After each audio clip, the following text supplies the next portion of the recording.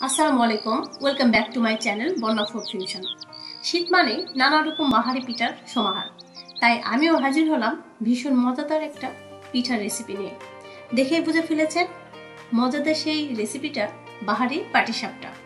আজ আমি দুই ধরনের পাটিসাপটা তৈরি করে দেখাবো, আর পরের ভিডিওতে থাকছে রঙিন পাটিসাপটা। তাহলে চলুন আজকে পাটিসাপটা রেসিপিটা শুরু করা যাক। আজকে প্রথম পাটিসাপটা তৈরির জন্য আমি এখানে নিয়ে নিয়েছি 1 কাপ পরিমাণ চালের গুঁড়ো, 1 কাপ পরিমাণ ময়দা এবং 1/4 কাপ গুঁড়ো দুধ। এই সবগুলো উপকরণ সুন্দরভাবে চেলে নিব, এতে করে পাটিসাপটাটা অনেক মোলায়েম হবে। এটা আমি তৈরি করছি চিনি দিয়ে। সবগুলো এভাবে চেলে নিব এবং পরে এতে চিনি অ্যাড করব। এই তো দেখতে পাচ্ছেন বাড়তিগুলো আমি ফেলে দিলাম এবং সেই সাথে 1/4 কাপ চিনি দিয়ে দিলাম, আর সাথে 1 চিমটি লবণ। সবগুলো একটা হ্যান্ড হুইস্কের সাহায্যে মিশিয়ে নিচ্ছি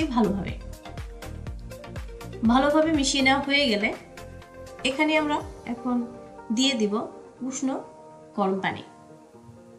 অবশ্যই চেষ্টা করবেন সেটা যেন উষ্ণ গরম হয়, একদম গরম থাকলে কিন্তু আটাটা সিদ্ধ হয়ে যাবে। এখানে আমি এটা পুরোটা গুলিয়ে নেওয়ার জন্য 1.5 কাপ খানি পানি অ্যাড করে দিব। এভাবে পানিটা দিয়ে আস্তে আস্তে হ্যান্ড হুইস্কের সাহায্যে মিশিয়ে নিচ্ছি। যখন মিশিয়ে নেওয়া হয়ে গেছে তখন আবার 1/2 কাপ দিয়ে ভালোভাবে মিশিয়ে নিলাম। এটা কিন্তু আমরা রেস্টের জন্য ঘন্টাখানেক রেখে দিব। ঘন্টাখানেক রাখার ফলে ব্যাটারটা একদম পিঠা তৈরির জন্য পুরোপুরি সেট হয়ে যাবে। তাহলে পরের ব্যাটারে চলে যাওয়া যাক। এখানেও আমি 1 কাপ পরিমাণ চালের গুঁড়ো, 1/2 কাপ ময়দা এবং 1/4 কাপ গুঁড়ো দুধ এবং 1 চিমটি লবণ দিয়ে সবগুলো একসঙ্গে মিশিয়ে নিচ্ছি। আপনারা লক্ষ্য করবেন আমি কিন্তু এই উপকরণগুলো চেলে নিলাম না, কারণ এটা আমরা ব্লেন্ড করব। আর এটা এত ঝটপট একটা পদ্ধতি, এতে আমাদের কোনো প্রকার দেরি করার দরকার নেই। এরপর আমি এখানে দিয়ে দিয়েছি পাটালি গুড়। এটা আমি আগেই জাল করে রেখেছিলাম, তারপর এখানে অ্যাড করেছি। আপনারা চাইলে গুড়গুলো শুকনো অবস্থাতে ব্যবহার করতে পারেন, তবে এখানে সেটা অনেক সময় লাগে গুলিয়ে নেওয়ার জন্য, কিংবা ব্লেন্ড করলে তো একদমই মিলিয়ে যায়, তাই কোনো সমস্যা হয় না। এই তো শুধুমাত্র উপকরণগুলো একসঙ্গে মিক্স করে নিলাম এবং মিশিয়ে নেওয়ার পরে 1/2 কাপ উষ্ণ গরম পানি দিয়ে দিলাম। এটা আর কিছুই নয়, শুধুমাত্র এবারে সবগুলো উপকরণ মিশিয়ে নিয়ে ব্লেন্ড করার পালা। এভাবে জাস্ট কিছু সময় মিশিয়ে নিয়ে এবারে এটা আমরা ব্লেন্ড করে নেব।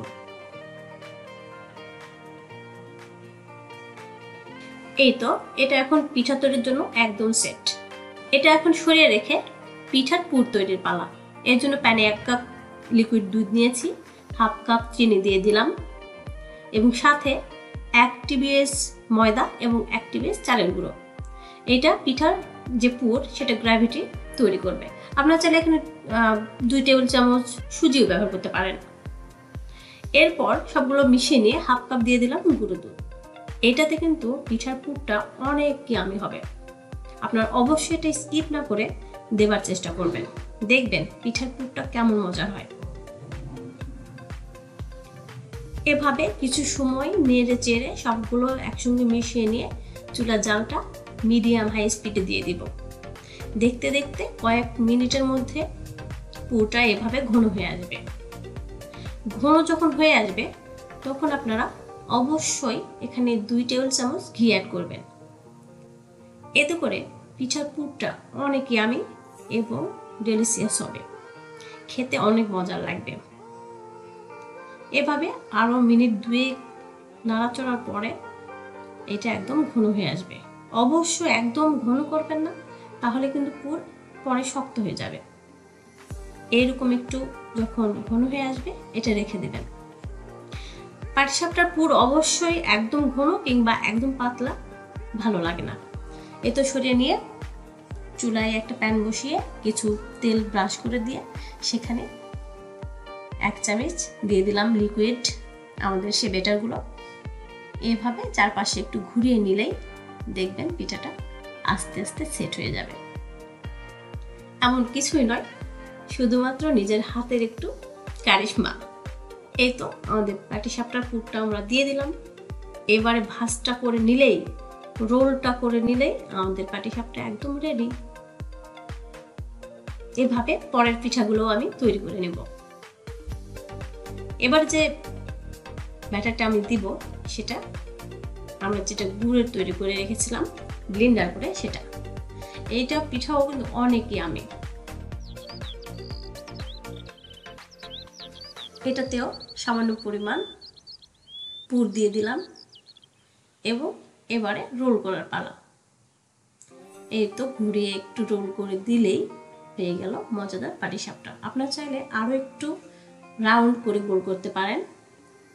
এই রোলটা আপনার পছন্দ অনুযায়ী, এটা একদম ভাঁজ করলেও হয় কিংবা রোল আকারে রাখলেও হয়।